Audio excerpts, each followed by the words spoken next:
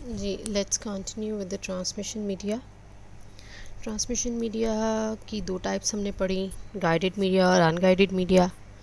दोनों किस तरह से हमारे सिग्नल्स को प्रोपगेट करते हैं, क्या क्या रूल्स हैं, क्या रेंजेस हैं, क्या उनकी फ्रीक्वेंसी सिग्नल्स की हैं जो कि उन मीडियाज़ के साथ ट्रैवल करते हैं, हमने उसके बारे में देखा। कुछ और जानते हैं ट्रांसमिशन मीडिया से रिलेटेड कुछ टॉपिक्स।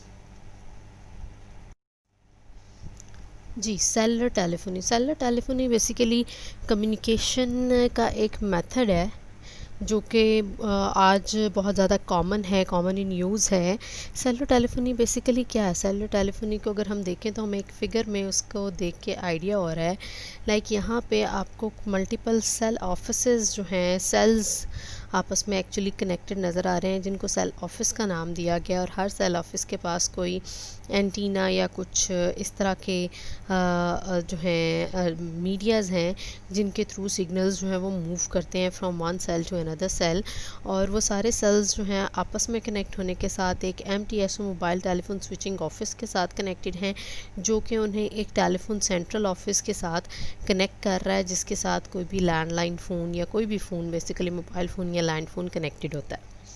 अच्छा, अब सेलुलर टेलीफोनी क्या है? सेलुलर टेलीफोनी हमारे पास कम्युनिकेशन का एक ऐसा तरीका है जिसके अंदर हर सर्विस एरिया को स्मॉल रेंजेस में डिवाइड कर दिया जाता है, जिसे हम सेल्स बोलते हैं। सर्विस एरिया लाइक किसी भी जियोग्राफिकल एरिया के लिहाज से कुछ स्पेसिफिक डिस्टेंस को एक सेल का नाम दे दिया जाता है। फॉर एग्जांपल एक सिटी के अंदर स्पेसिफिक डिस्टेंसेस पे कुछ खास फासले पे मल्टीपल सेल्स बना दिए जाते हैं और उन सेल्स को आपस में कनेक्ट कर दिया जाता है। हर सेल ऑफिस कंट्रोल होता है एक स्विचिंग ऑफिस के थ्रू, और वो स्विचिंग ऑफिस एक main office telephone central office के साथ कनेक्टेड होता है। अच्छा, इस सेलुलर टेलीफोनी में इन सेल्स को बनाने और इनको कनेक्ट करने का एक ख़ास तरीका है। अगर आप इन सेल्स की शेप देखें तो इस सेल को जो है हेक्सागोन की शेप में बनाया गया है। हेक्सागोन की शेप में बनाने का क्या मकसद है?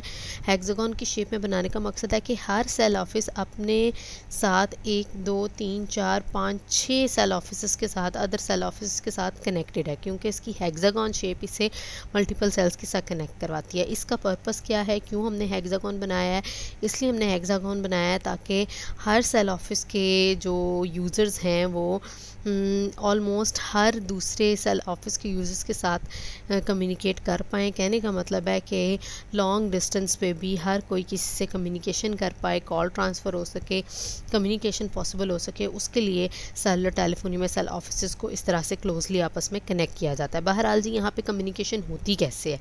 कम्युनिकेशन में यहाँ पर बेसिकली 3 एंटिटीज़ होती हैं।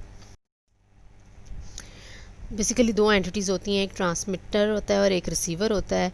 ट्रांसमिटिंग क्या होती है? ट्रांसमिटिंग में मोबाइल फ़ोन जो है, जो कॉलर है वो सेंड करता है number to the closest cell office. Cell office यानी कि MTSO टेलीफोन ऑफिस। MTSO क्या करता है, एक अनयूज्ड वॉइस चैनल उस कॉलर को असाइन कर देता है, यानी कि जिसने कॉल मिलानी है वो अपना मोबाइल फ़ोन उठाता है, एक नंबर मिलाता है, नंबर मिला के बेसिकली उसकी कॉल कहाँ पे जाती है, जो उसके करीब तरीन सेल ऑफिस है या जिस सेल ऑफिस में एक्चुअली वो एग्जिस्ट कर रहा है जियोग्राफिकल एरिया के लिहाज से, उस सेल ऑफिस के MTSO के पास उसकी कॉल की रिक्वेस्ट जाती है। MTSO क्या करता है, उसे उसके ही सेल में से, उसकी ही रेंज में से एक फ्री वॉइस चैनल असाइन कर देता है कॉल के लिए। ठीक है, ये तो अभी तक सिर्फ सेंडर जिसने कॉल मिलाई है, कॉलर, उसको एक वॉइस चैनल मिला है। अब जिसके लिए कॉल है, जो रिसीवर है, वो क्या करता है? Telephone office sends the signal to MTSO। MTSO sends query to each cell if mobile phone is found and available assigns a channel। MTSO transmitter को यानी कॉलर को सेल वॉइस चैनल असाइन करने के बाद क्या करता है कि हर सेल को क्यूरी करता है, हर सेल को एक रिक्वेस्ट भेजता है।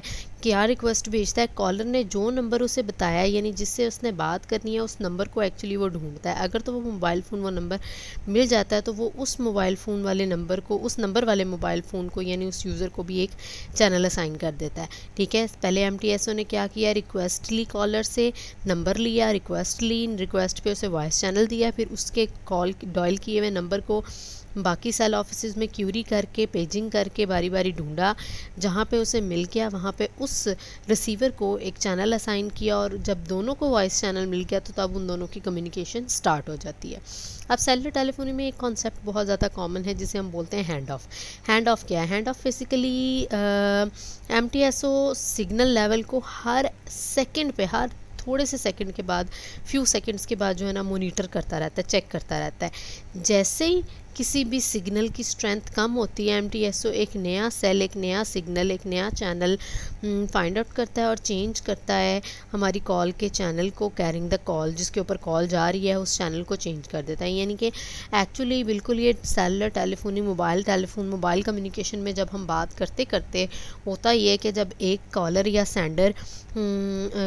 सेंडर या फिर रिसीवर बात करते करते एक सेल से निकल के दूसरे सेल में पहुंच जाते हैं, जैसे कि हम मोबाइल फ़ोन पे बात करते करते अगर मूव कर रहे हैं, ट्रैवल कर रहे हैं, तो हम किसी एक बाउंड से निकल के दूसरी बाउंड में एंटर हो जाते हैं, तो क्या जो चैनल हमें मिला है हम उसी चैनल पे कॉल अपनी कंटिन्यू कर सकते हैं? नहीं, ऐसा नहीं है।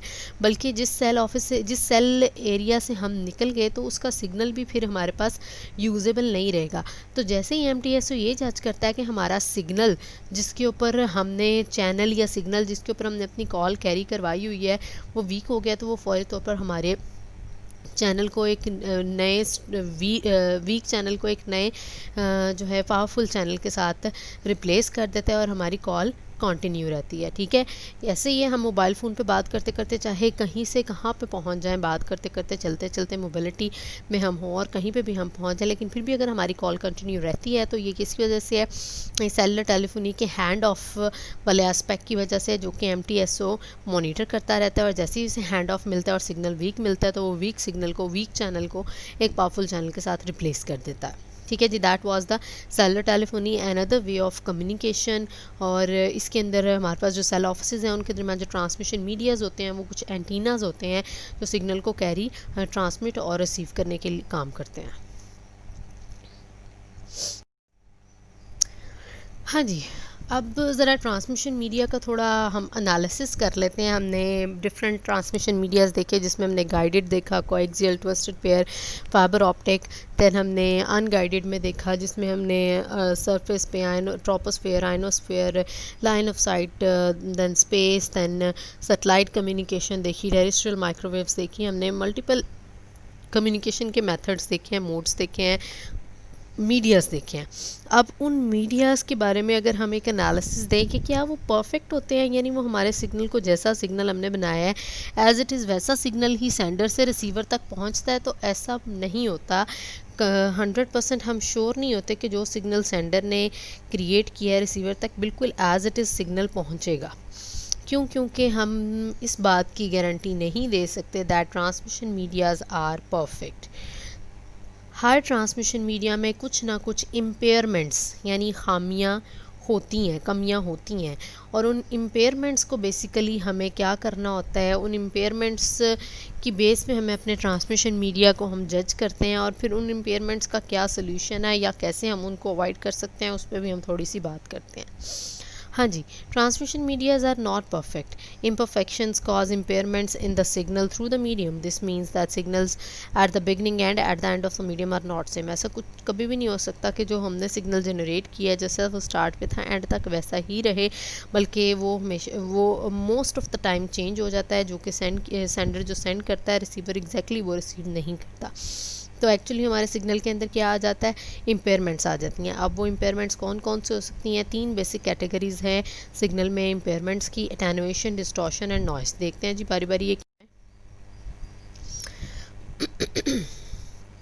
एटेनुएशन, एटेनुएशन बेसिकली वर्ड निकला है लॉस ऑफ एनर्जी से, यानी जब हमारा सिग्नल अपनी एनर्जी लॉस कर देता है, कम कर देता है, उसकी एनर्जी कम हो जाती है ओरिजिनल सिग्नल से, तो तब हम उस सिग्नल को एटेनुएटेड सिग्नल कहते हैं। फॉर एग्जांपल यहाँ पे हमें नज़र आ रहा है एक हमारा ओरिजिनल सिग्नल है जो कि एक स्पेसिफिक एनर्जी के साथ, एक स्पेसिफिक फ्रिक्वेंसी के साथ ओरिजिनेट किया गया, बनाया गया, लेकिन जैसे वो ट्रांसमिशन मीडिया से गुजरता है, किसी एक पॉइंट से दूसरे पॉइंट तक पहुँचता है, तो उसकी एनर्जी कम हो गई है, वो एटेनुएट हो गया। उस एटेनुएटेड सिग्नल को अगर हम रिसीवर को भेजेंगे तो क्या वो ओरिजिनल सिग्नल जैसा होगा? यानी इस सिग्नल के ऊपर एक्चुअली हमारी बिट्स, हमारा डाटा डाटा ही तो है, लेकिन जब ये वीक हो जाएगा तो क्या वो बिट्स वो डाटा एज इट इज़ रहेगा? नहीं, बल्कि वो चेंज हो जाएगा। तो ये अटेन्यूएटेड सिग्नल रिसीवर को नहीं चाहिए। ठीक है जी। तो इस अटेन्यूएटेड सिग्नल को किस तरह से ओरिजिनल सिग्नल में कन्वर्ट किया जाए, उसका सोल्यूशन ये है एम्पलीफायर लगा के। एम्पलीफायर का क्या काम है जी? एम्पलीफायर सिग्नल को एम्पलीफाई करके उसकी फ्रीक्वेंसी, उसकी एनर्जी को एक स्पेसिफिक लेवल तक बढ़ाता है। ठीक है जी। और जब एम्पलीफाइड सिग्नल अगर हमारे पास ओरिजिनल सिग्नल जैसा जब बन जाता है, फिर उसको रिसीवर को पहुंचाया जाता है। अच्छा, अब क्वेश्चन ये आता है कि सिग्नल अपनी एनर्जी लूज़ करता क्यों है, अटेन्युएशन आती क्यों है? देखिए, जब भी सिग्नल किसी मीडियम से ट्रैवल करता है, तो मीडियम से ट्रैवल करने के लिए मीडियम का, उस मीडिया का, उस वायर का, उस केबल का, या वायरलेस मीडिया भी अगर हम कहें, तो वहाँ पे उसे कोई ना कोई रेजिस्टेंस फेस करनी पड़ती है। अगर वो तार के अंदर है तो तार के अंदर उसे मूवमेंट के लिए, केबल के अंदर उसे मूवमेंट के लिए रेजिस्टेंस चाहिए। अगर वो कोई वायरलेस मीडिया के थ्रू मूव कर रहा है तो दरमियान में कोई ऑब्स्ट्रैकल्स, कोई बिल्डिंग्स, कोई ट्रीज़ आ सकते हैं, माउंटेन्स आ सकते हैं, वहाँ पे उसे रेजिस्टेंस फेस करनी पड़ेगी।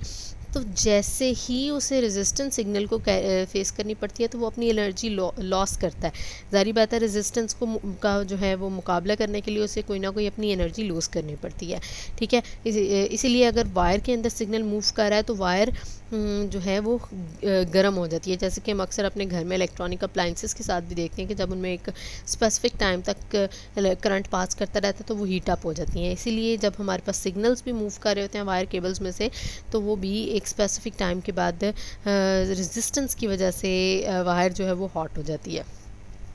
उसमें होता क्या है बेसिकली, उसमें ये होता है सिग्नल की कुछ एनर्जी जो है हीट में कन्वर्ट हो जाती है। अब सिग्नल की अपनी एनर्जी जब कन्वर्ट होकर हीट में कन्वर्ट हो जाएगी तो हमारे पास सिग्नल जो है उसकी अपनी एनर्जी कम हो जाएगी और वो अटेन्यूएट हो जाएगा। तो इस अटेन्यूएशन को कंपनसेट करने के लिए क्या करते हैं जी, एम्पलीफायर लगाया जाता है जो कि सिग्नल को to compensate for this loss, amplifiers are used to amplify the signal to heat। यानी जो हीट की वजह से उनकी एनर्जी लॉस हुई है उसे एम्पलीफाई करने के लिए एम्पलीफायर लगा दिया जाता है ताकि सिग्नल अपनी ओरिजिनल पोजीशन पर आ जाए। बहरहाल अटेन्युएशन एक प्रॉब्लम है, हमारे पास इम्पेयरमेंट है जो हमारे सिग्नल के अंदर आ सकती है। अटेन्युएशन को मेजर कैसे करते हैं जी, कि हमें कैसे पता चलता है सिग्नल में?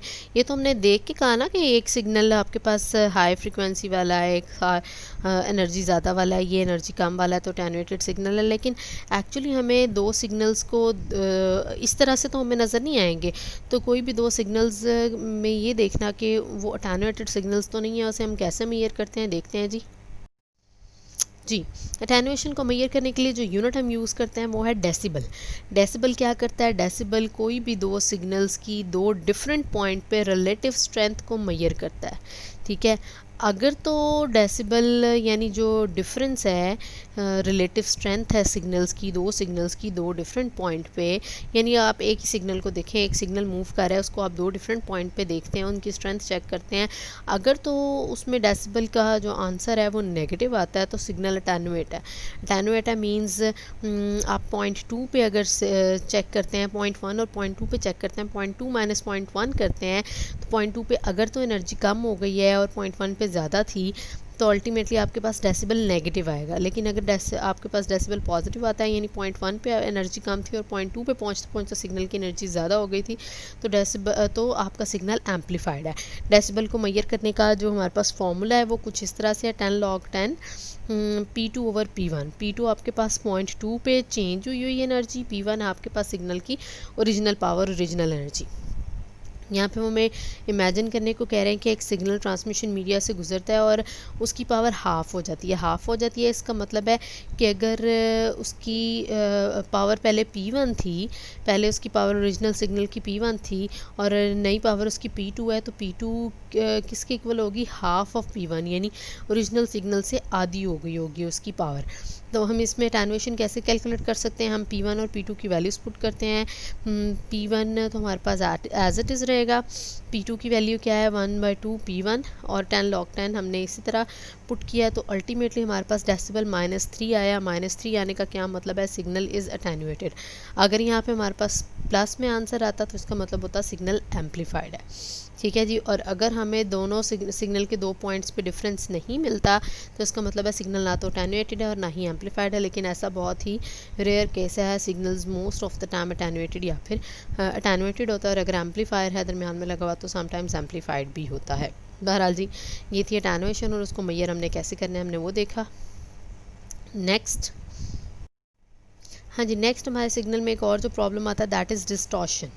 डिस्टॉर्शन क्या है, डिस्टॉर्शन कहते हैं जी टूट फूट को, तोड़ फोड़ को। ठीक है, डिस्टॉर्शन मीन्स कि अगर सिग्नल अपनी शेप या अपनी फॉर्म चेंज कर ले तो हम उस सिग्नल को डिस्टॉर्टेड सिग्नल कहते हैं। अच्छा, अब डिस्टॉर्टेड सिग्नल, डिस्टॉर्शन जो है वो हर तरह के सिग्नल में नहीं आती, बल्कि डिस्टॉर्शन कंपोजिट सिग्नल्स के साथ सिर्फ आती है। अब कंपोजिट सिग्नल्स क्या होते हैं, कंपोजिट सिग्नल ऐसा सिग्नल होता है जो कि मल्टीपल छोटे छोटे सिग्नल्स को मिला के हम एक बड़ा कलेक्टिव सिग्नल बनाया, उसे हम कंपोजिट सिग्नल बोलते हैं। ठीक है जी। देखें जी, आपके पास फॉर एग्जांपल ये एक कंपोजिट सिग्नल है जिसके अंदर 1, 2, 3 और 4 छोटे छोटे सिग्नल्स हैं। जब ये मूव करते हैं रिसीवर की तरफ जाते हैं तो सिग्नल अगर अपनी शेप चेंज करता है, अपनी फॉर्म चेंज करता है, तो अल्टीमेटली क्या होता है कि सिग्नल रिसीवर के पास जो पहुंचता है वो डिस्टॉर्टेड सिग्नल पहुंचता है। देखिए जी, ये कंपोजिट सिग्नल था, इसके अंदर ये अलग-अलग 3 फ्रीक्वेंसीज थी, अलग-अलग 3 सिग्नल्स थे जिनको मिला के ये कंपोजिट सिग्नल बनाया गया था। जब ये रिसीवर के पास पहुंचता है, अगर तो ये अपनी शेप, अपनी फेस चेंज कर लेता है, अपनी फॉर्म चेंज कर लेता है, तो हम क्या बोलते हैं, हम इसे डिस्टॉर्टेड सिग्नल कहते हैं। जैसे कि यहाँ पे थोड़ा सा हमें चेंज नज़र भी आ रहा है कि सिग्नल जो है वो ओरिजिनल सिग्नल जैसा नहीं बल्कि अपनी शेप उसने चेंज कर लिया है। और ये किस वजह से है, चूँकि उसके अंदर मल्टीपल डिफरेंट फ्रीक्वेंसीज थी, तो हर फ्रीक्वेंसी के अंदर जब चेंज आता है, हर सिग्नल के अंदर चेंज आता है, तो अल्टीमेटली कंपोजिट सिग्नल के अंदर भी चेंज आ जाता है और इस सिग्नल को हम क्या बोलते हैं, डिस्टॉर्टेड सिग्नल बोलते हैं। ठीक है, और डिस्टॉर्टेड सिग्नल बेसिकली इसलिए भी डिस्टॉर्ट होता है क्योंकि हर सिग्नल उसके अंदर कंपोजिट सिग्नल इसलिए भी डिस्टॉर्ट होता है क्योंकि उसके अंदर मल्टीपल डिफरेंट फ्रीक्वेंसी के सिग्नल होने की वजह से कोई सिग्नल जल्दी पहुंच जाता है, कोई देर से पहुंच जाता है। ज़ाहिर बात है, जिसकी स्पीड ज़्यादा होगी वो जल्दी पहुंच जाएगा, जिसकी स्पीड कम होगी वो पीछे रह जाएगा। तो अल्टीमेटली जो फाइनल सिग्नल बनेगा वो डिस्टॉर्टेड होगा, जिसमें कुछ वेव्स पहले आ रही हैं, कुछ सिग्नल की वेव्स बाद में आ रही हैं, कुछ उससे भी बाद में आ रही हैं। तो अल्टीमेटली जो सिग्नल हमें मिलेगा वो डिस्टॉर्टेड सिग्नल होगा। हाँ जी, एक और प्रॉब्लम जो हमारे सिग्नल्स के साथ मोस्टली ट्रांसमिशन मीडिया पे मूव करते हुए आता है वो है नॉइज़ का। और ये बहुत ही कॉमन जो है इम्पेयरमेंट है जो सिग्नल्स के अंदर मोस्ट ऑफ़ द टाइम देखी जाती है। नॉइज़ क्या है जी, नॉइज़ हम कहते हैं अनवांटेड सिग्नल को। कोई भी अनवांटेड सिग्नल जो हमारे ओरिजिनल सिग्नल के साथ मिक्स हो जाए, हम उस सिग्नल को नॉइज़ सिग्नल बोलते हैं। जैसे कि हमने एग्ज़ाम्पल ली थी जब हम जो है ट्विस्टेड पेयर केबल की बात कर रहे थे कि ट्विस्टेड पेयर केबल में अगर केबल के करीब कोई भी इलेक्ट्रोमैग्नेटिक एनर्जी का सोर्स लाइक इलेक्ट्रिक मोटर आती है तो उसकी वजह से जो सिग्नल्स जनरेट होकर हमारे ओरिजिनल सिग्नल के साथ मिक्सअप होते हैं उसे हम नॉइस सिग्नल बोलते हैं। अच्छा, अब नॉइस की भी मल्टीपल टाइप्स हैं। नॉइस किस तरह के इलेक्ट्रोमैग्नेटिक मीडिया की वजह से प्रोड्यूस हो रहा है उसकी बेस पे हमारे पास नॉइस की डिफरेंट टाइप्स हैं। जैसे कि थर्मल नॉइस हो सकता है, इंड्यूस्ड क्रॉसटॉक या फिर impulse noise. Thermal noise basically अगर हमारे पास वायर के अंदर रैंडम मोशन हो जाए इलेक्ट्रॉन्स की तो वो एक एक्स्ट्रा सिग्नल बना देते हैं जो कि ओरिजिनल सिग्नल के साथ मिक्सअप हो जाता है, ऐड हो जाता है। उसे हम क्या बोलते हैं, थर्मल नॉइस। यानी कह लें जी, जब आपके पास इलेक्ट्रॉन्स की बहुत ज़्यादा मोशन की वजह से वायर लाइक हीट अप हो जाती है तो वो थर्मल नॉइस क्रिएट होता है, एक एक्स्ट्रा सिग्नल बनता है, अनवांटेड सिग्नल बनता है जो कि ओरिजिनल सिग्नल के साथ ऐड हो जाता है। इंड्यूस्ड सिग्नल बेसिकली तब होता है जब किसी वो इलेक्ट्रोमैग्नेटिक सोर्स की वजह से जो कि हमारे वायर या केबल के करीब है उसकी तरफ से आता है। थर्मल नॉइस तो वायर के अंदर इलेक्ट्रॉन्स की मूवमेंट की वजह से आया ना। इंड्यूस नॉइस में एक केबल है जिसके ऊपर कोई सिग्नल मूव कर रहा है और उसके पास कोई भी मोटर या कोई ऐसी इलेक्ट्रोमैग्नेटिक एनर्जी का सोर्स, कोई अप्लायंस है जिससे कोई सिग्नल जनरेट होता है और इंड्यूस होकर हमारे ओरिजिनल सिग्नल के ऊपर आ जाता है। क्रॉसटॉक कैसा नाइस है? क्रॉसटॉक ऐसा नाइस है जब दो वायर्स, दो केबल्स मूव कर रही हैं, दोनों में डाटा जा रहा है। केबल 1 में मेरा जो है सेंटर ए का किसी जो है सेंटर ए का डाटा जा रहा है, जो है वायर 2 के अंदर किसी सेंटर सी का डाटा जा रहा है। तो अगर वो वायर्स एक दूसरे के करीब करीब हैं और उनका जो है उनके सिग्नल्स आपस में मिक्स अप हो जाते हैं तो उसे हम क्रॉस टॉक कहते हैं। बिल्कुल वैसे ही जैसे हम टेलीफोन पे बात कर रहे हैं और हमारी लाइन के साथ हमारी टेलीफोन लाइन में किसी और की लाइन जिसे कहते हैं मिल जाना, एक्चुअली चैनल्स मिक्सअप हो जाना, कॉल्स एक दूसरे के साथ मिक्सअप हो जाना, वो क्रॉस टॉक कहलाता है। इम्पल्स नॉइस क्या होता है? इम्पल्स नॉइस बेसिकली किसी हाई एनर्जी सोर्स की वजह से जनरेट होता है, स्पाइक की वजह से जनरेट होता है। स्पाइक या जिसे लाइक एक शार्प सा एक सिग्नल जनरेट होता है, signal with high energy in a very short period of time, यानी बहुत थोड़े टाइम के लिए लेकिन बहुत हाई एनर्जी का जो सिग्नल होता है उसे हम स्पाइक कहते हैं, जो कि बेसिकली पावर लाइंस या फिर लाइटनिंग से आता है। लाइक कोई पावर लाइंस हैं या फिर बिजली के चमकने से जो एक शार्प एक हाई एनर्जी का शॉर्ट टाइम पीरियड के लिए सिग्नल आता है उसे हम इम्पल्स नॉइस कहते हैं। वो भी हमारे सिग्नल के साथ मिक्स होके हमारे सिग्नल को चेंज कर देता है। ये देखें जी, ये भी हमारे पास कोई भी एक ओरिजिनल सिग्नल है जिसे ट्रांसमिट किया गया, लेकिन ट्रांसमिशन मीडिया पे नॉइस की वजह से, चाहे वो थर्मल है, इंड्यूस है, क्रॉस टॉक या इम्पल्स है, किसी भी तरह की नॉइस की वजह से सिग्नल के साथ एक दूसरा सिग्नल मिक्स हो गया, उसने अपनी शेप चेंज कर ली और रिसीवर को जो है नॉइस वाला सिग्नल रिसीव होगा।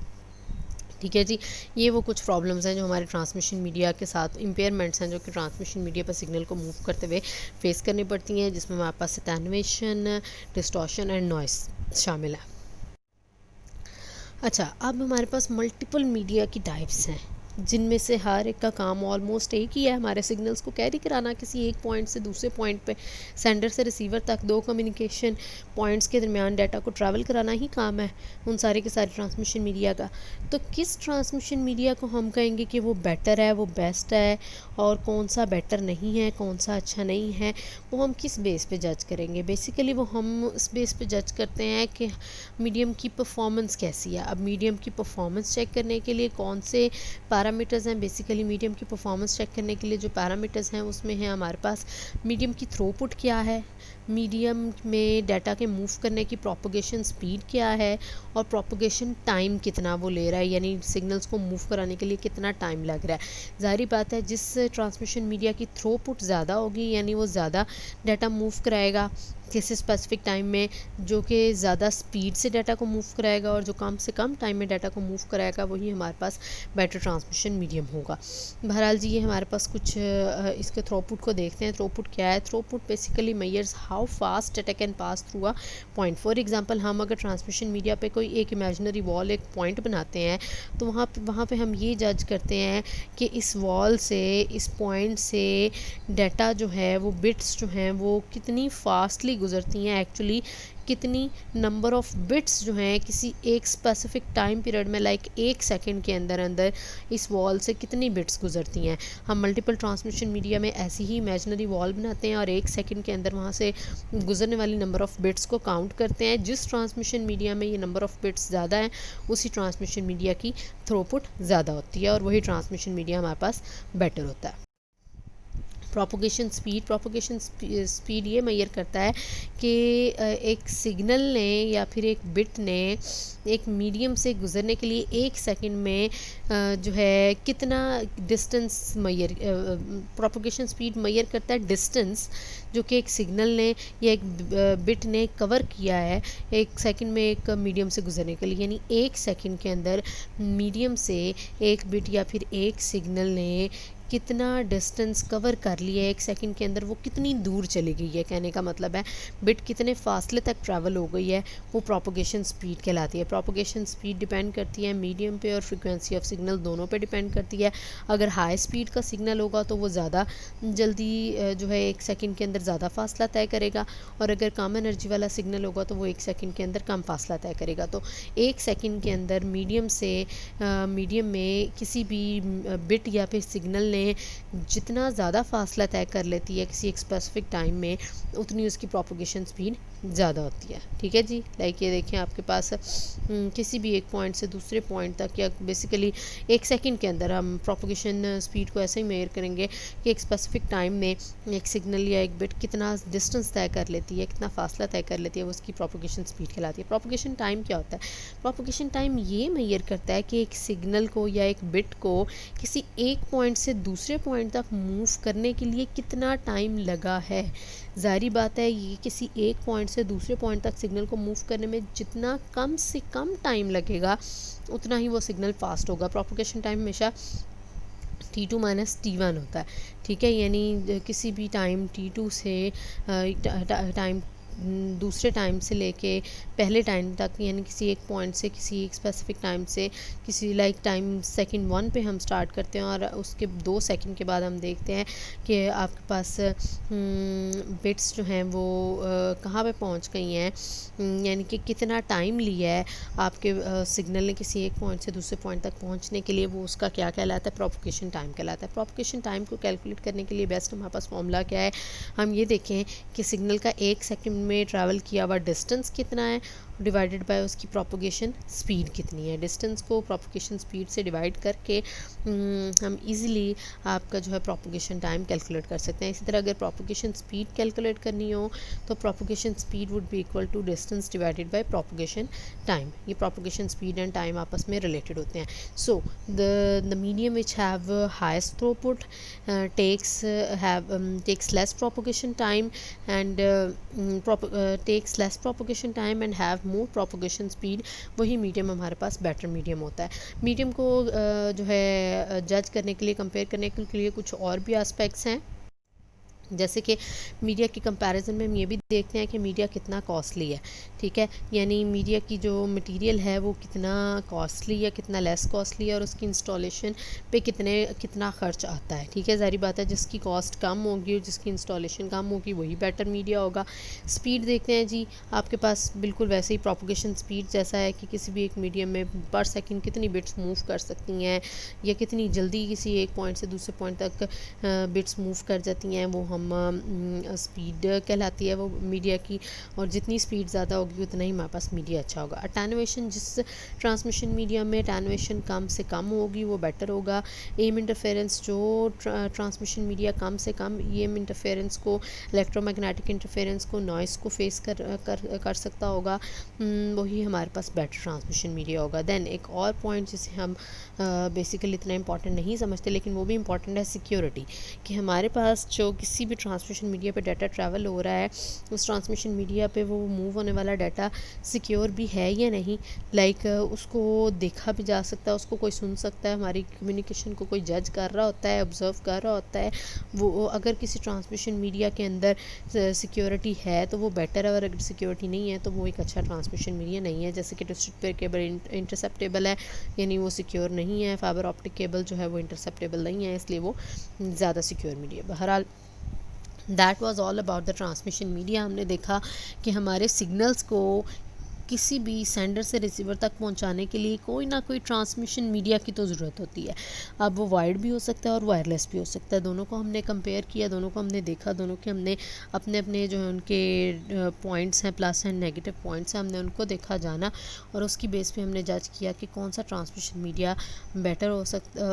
उसकी बेस पे हमने ये जाना कि हमारे डाटा को ट्रैवल करने के लिए कौन कौन से ट्रांसमिशन मीडियाज़ जो हैं वो अवेलेबल होते हैं। ठीक है, साथ ही साथ आज के लेक्चर में हमने ट्रांसमिशन मीडिया में मूव करने वाले हमारे सिग्नल्स को जो प्रॉब्लम्स फेस करनी पड़ती हैं, इम्पेयरमेंट्स फेस करनी पड़ती हैं, हमने उसके बारे में जाना और हमने मल्टीपल ट्रांसमिशन मीडियाज़ को कंपेयर किया।